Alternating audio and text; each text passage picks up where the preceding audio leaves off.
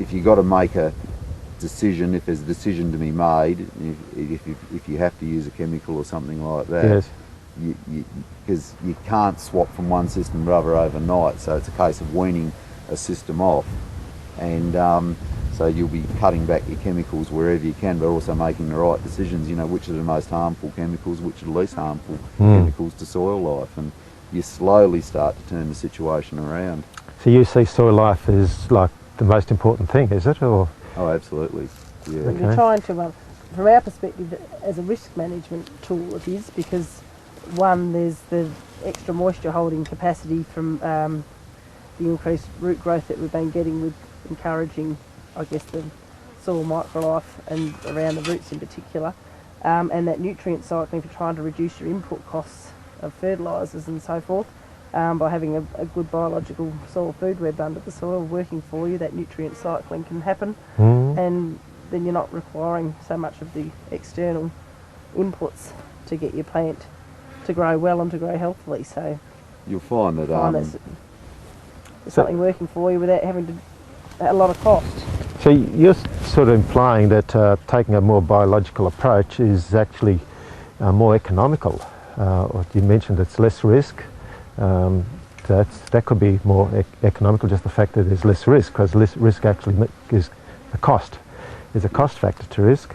Absolutely. So in the 2 years you've been here, what steps have you taken towards a biological way of cropping?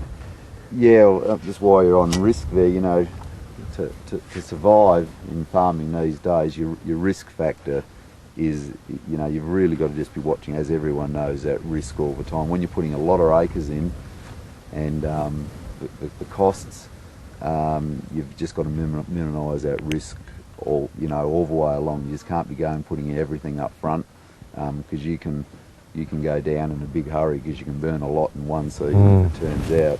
So what we've started doing is, all our inputs are assessed, you know, biologically. We start off with, if there's summer spraying to do, like I said, we'll graze where we can, but you've got to be very careful you don't bare things out or not. So soil coverage is very important. Soil coverage is very important. When we come to seed, picking the right time on that right moisture. Sometimes we've got to go in early. We'll go in with a portion here, depending on how much summer rain we've had. So one of the main things is keeping that soil cover, so that any summer rains on that, we're actually keeping the moisture where it falls. So we can actually hold that moisture there, so when we can take opportunity early sowing times here, going in with minimum tillage, and but then when we go in,